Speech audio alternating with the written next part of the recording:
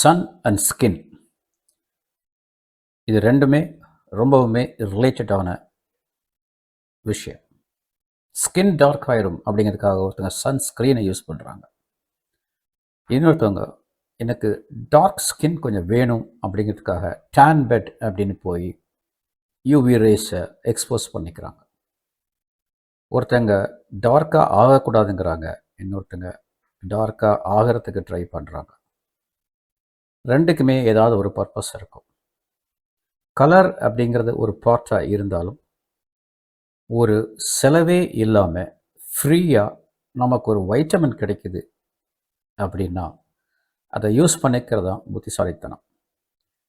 சோர்ஸை பற்றி பார்த்தோம் போன வீடியோவில். சன் ஒரு சோர்ஸ் இல்லை அப்படின்னு சொன்னோம். ஃபுட் ஒரு சோர்ஸு. அப்போ சன் ஒரு சோர்ஸ் அப்படின்னா ஃபுட்டில் இந்த வைட்டமின் இருக்குது, எவ்வளவு இருக்குதுன்னு தெரியும், அதனால் ஒரு சோர்ஸுங்கிறோம்.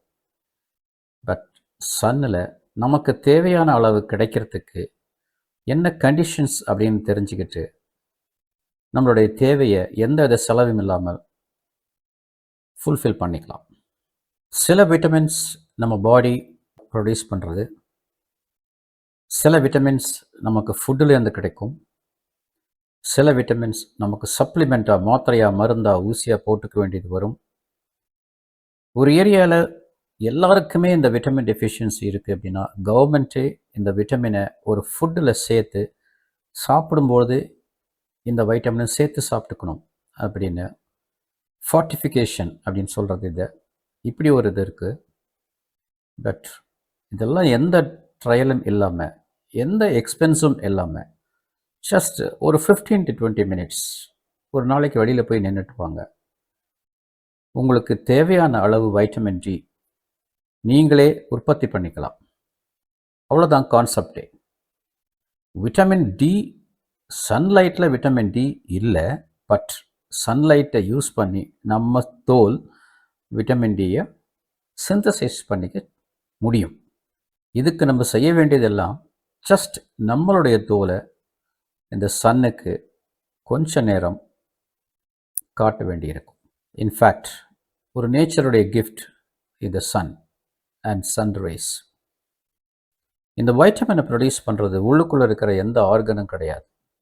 Liver, kidney, heart, spleen, pancreas, இந்த மாதிரி எந்த உறுப்பும் இந்த வைட்டமின் உற்பத்தியில் இன்வால்வ் ஆகிறதில்ல.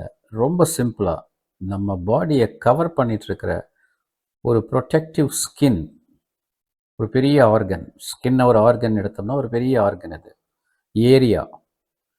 இந்த ஏரியாவில் எந்த பக்கம் நீங்கள் சன்னுக்கு காட்டினாலும் அந்த ஏரியாவில் இருக்கக்கூடிய அந்த தோல் உங்களுக்கு தேவையான வைட்டமினை சிந்தசைஸ் பண்ணி கொடுக்கும். ஸ்கின்னை எக்ஸ்போஸ் பண்ணுங்கள், வெளிச்சத்தில் காட்டுங்க, சூரிய வெளிச்சத்தை காட்டுங்க அப்படின்னு சொன்ன உடனே நம்ம எல்லாருக்கும் நிறைய டவுட்ஸ் வர ஆரம்பிக்கும். இந்த விட்டமின் டி உற்பத்தி ஆகணும், உற்பத்தி நம்ம உடம்பு பண்ணணும் அப்படின்னா நிறைய ஃபேக்டர்ஸ் அதில் இன்வால்வ் ஆகும். அதில் ஒரு ஃபேக்டர் தான் இந்த ஸ்கின் எக்ஸ்போஷர். அஃப்கோர்ஸ் மற்ற ஃபேக்டர்ஸ் நம்ம கண்ட்ரி, நம்ம லேட்டிடியூட், டைமிங், டியூரேஷன், நம்மளுடைய அட்மாஸ்ஃபியர் இன்க்ளூடிங் பொல்யூஷன், சன்ஸ்க்ரீன் போடுறவங்க, உடம்பை ஃபுல்லாக கவர் பண்ணிக்கிறவங்க, டார்க் ஸ்கின், ஃபேர் ஸ்கின், வயசு, இந்த மாதிரி எக்கச்சக்கமான ஃபேக்டர்ஸ் இன்வால்வ் ஆகுது இந்த வைட்டமின் டி சிந்தசைஸ். ஸோ இந்த சிந்தசைஸ் நமக்கு எக்ஸ்ட்ரா தேவை அப்படின்னா அதையும் நம்ம டிசைட் பண்ணிக்கலாம்.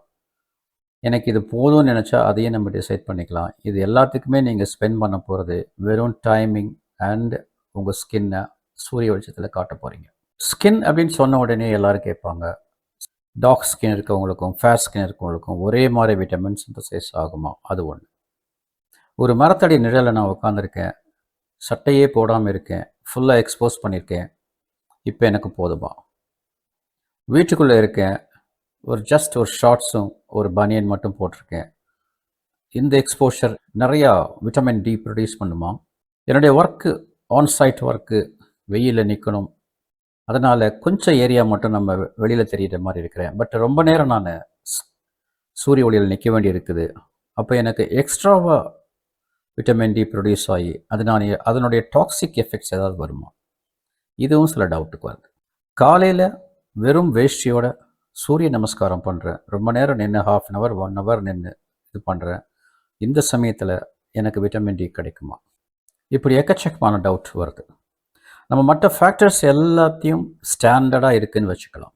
ஒரு நார்மல் அடல்ட் பர்சன், சப்போஸ் ஒரு இந்தியன் அப்படின்னு வச்சுக்கலாமே, ஃபேரும் இல்லை ரொம்ப டார்க்கும் இல்லை, ஒரு நார்மல் கலர், இதுங்களுக்கு வச்சுட்டு இந்த ஒரு வேரியபிள் ஸ்கின் சர்ஃபேஸ் பர்சன்டேஜ் இதை மட்டும் கணக்கு எடுத்துக்கிட்டு இதில் நமக்கு எவ்வளவு எக்ஸ்போஸ் பண்ணணும் அப்படிங்கிறத பற்றி மட்டும் டிஸ்கஸ் பண்ணலாம்.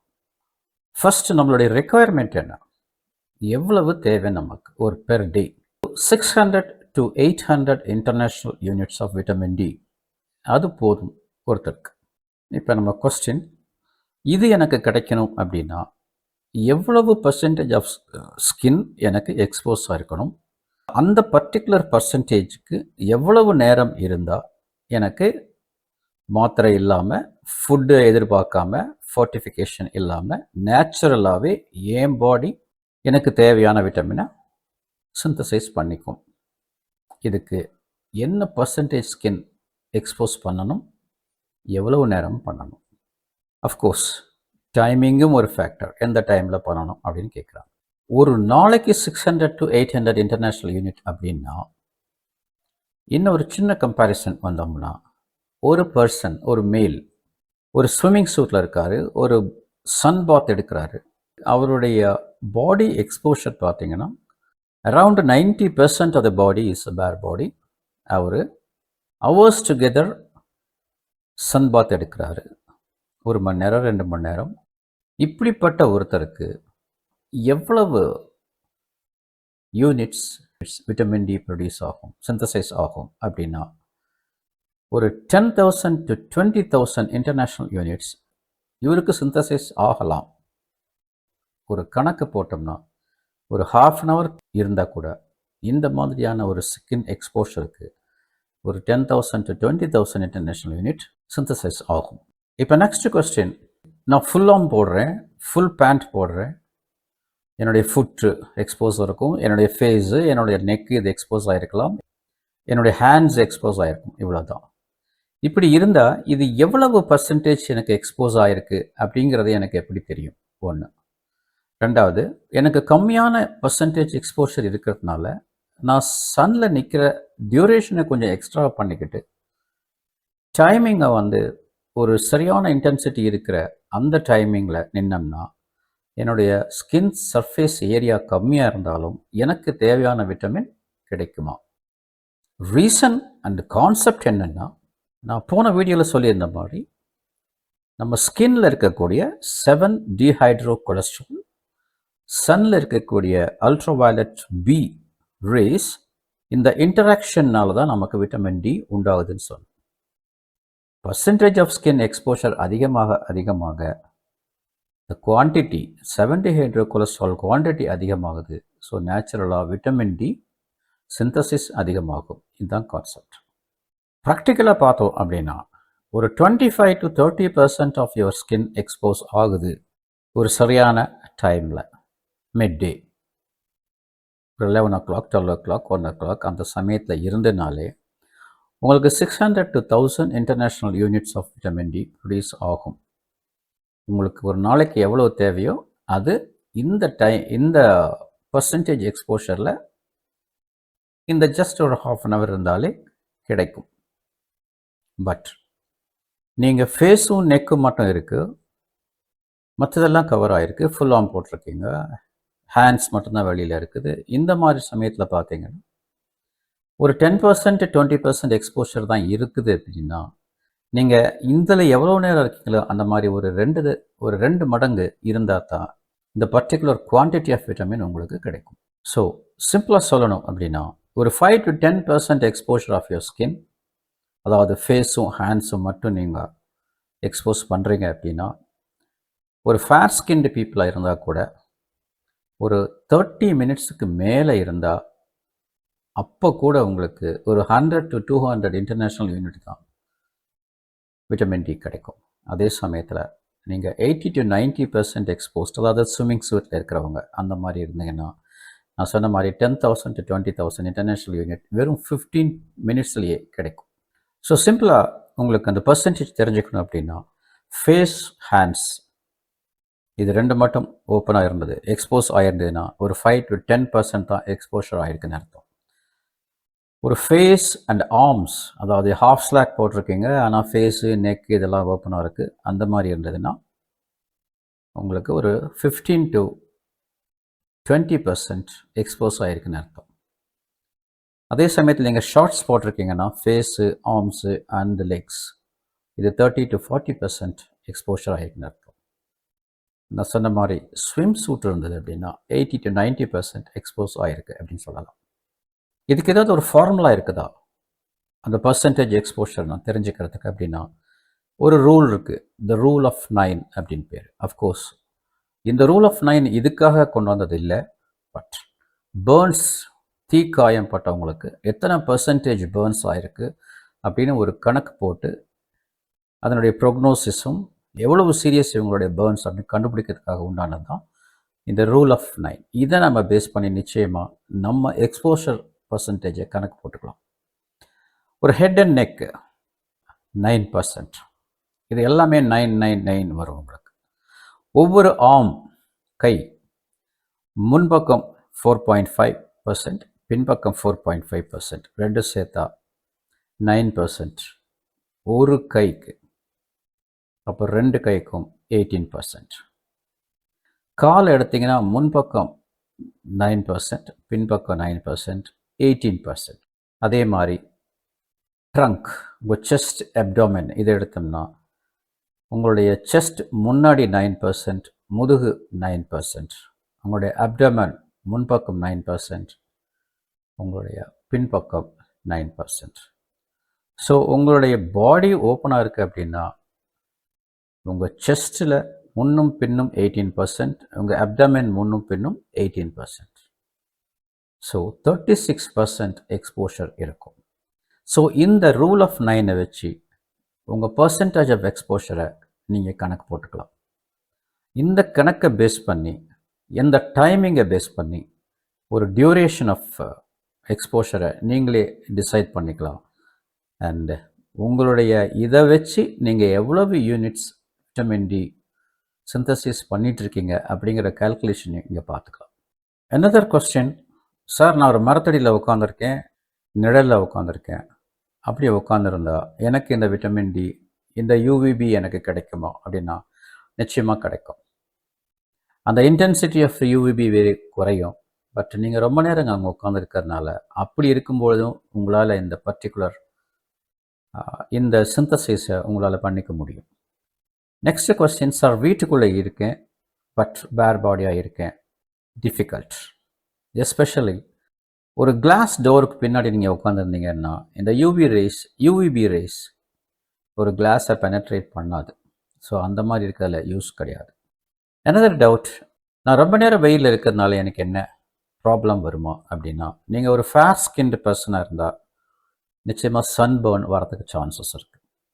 ரிப்பீட்டட் சன்பர்ன்ஸ் வரும்போது அது ஒரு மேஜர் ப்ராப்ளம் இன் ஃப்யூச்சரில் அடிக்கடி வந்துட்டு இருந்ததுன்னா வர சான்சஸ் இருக்குது. நம்ம பாடி எப்படின்னா ஒரு பர்டிகுலர் அளவு விட்டமின் டி ப்ரொடியூஸ் பண்ண பிறகு ஒரு பிளாட்டூன்னு சொல்லுவாங்க, அதாவது எவ்வளவு சூரியன் அளவு கிடைக்குதோ அந்த அளவுக்கு ப்ரப்போர்ஷனேட்டாக ஆகிட்டே இருக்கும் அப்படின்னு கிடையாது, சிந்தசிஸ் ஆகும் அப்படின்னு கிடையாது. ஒரு பர்டிகுலர் ஸ்டேஜுக்கு அப்புறம் அது ஸ்டாப் ஆகிடும். அந்த எக்ஸ்ட்ரா வர்ற யூவிபி அது என்ன பண்ணும், இந்த 7-டீஹைட்ரோ கொலஸ்ட்ராலை இனர்ட் காம்பவுண்டை மாற்றி அந்த கன்வர்ஷனை ஸ்டாப் பண்ணிக்கும். அப்போது ஓவர் எக்ஸ்போஷர்னால எக்கச்சக்கமாக விட்டமின் கிடைக்குமா அப்படின்னு கிடையாது. அதுலேயுமே ஒரு செல்ஃப் லிமிட்டிங் ப்ராசஸ் மாதிரி தான் இது. ஒரு பர்டிகுலர் லெவலுக்கு மேலே எக்ஸ்ட்ராவாக வராது. பட் நீங்கள் எக்ஸ்ட்ராவாக எக்ஸ்போஸ் பண்ணிங்கன்னா விட்டமின் டி கிடைக்குங்கிற பெனிஃபிட் இருக்காது, பட் அதனுடைய மற்ற விளைவுகள், sunburn, future lesson cancer like melanoma, இந்த மாதிரி வர சான்சஸ் நீங்கள் அதிகப்படுத்திக்கிறீங்கன்னு அர்த்தம். கிளாஸை பெனட்ரேட் பண்ணாது அப்படின்னு அதே மாதிரி ஒரு ஹெவியான ட்ரெஸ் போட்டிருந்தாலும் அந்த கிளாத்திங் அதையும் இந்த யூவிபி கிராஸ் பண்ணாது. சன்ஸ்க்ரீனை பற்றி பேசணும் அப்படின்னா there is something called SPF சொல்லுவாங்க, சன் ப்ரொடெக்ஷன் ஃபேக்டர். இது ஒரு நம்பர் இருக்குது. அந்த நம்பர் எந்த டைப் ஆஃப் சன்ஸ்க்ரீன் யூஸ் பண்ணுறீங்க, அதில் அந்த SPF அப்படிங்கிற ப்ரொடெக்ஷன் அது என்ன நம்பர், சன் ப்ரொடெக்ஷன் ஃபேக்டரை பொறுத்து இந்த சிந்தசைஸ் மாறும். ஸோ நம்ம ஸ்கின்னை பொறுத்த வரைக்கும் 1% எக்ஸ்போஷர் எவ்வளவு காட்டுறோன்னு, ரெண்டாவது factor pigmentation, colour. Dark skin people, fair skin people.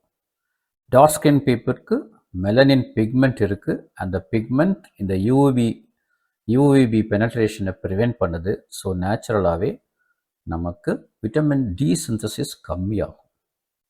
அதே இது ஒரு ஃபேர் ஸ்கின் பீப்புளுக்கு மெலனின் பிக்மெண்ட் ரொம்ப கம்மி. ஸோ யூவிபி ரே பெனட்ரேஷன் ரொம்ப ஈஸி. ஸோ குவான்டிட்டி இன்க்ரீஸ் ஆகும் அவங்களுக்கு.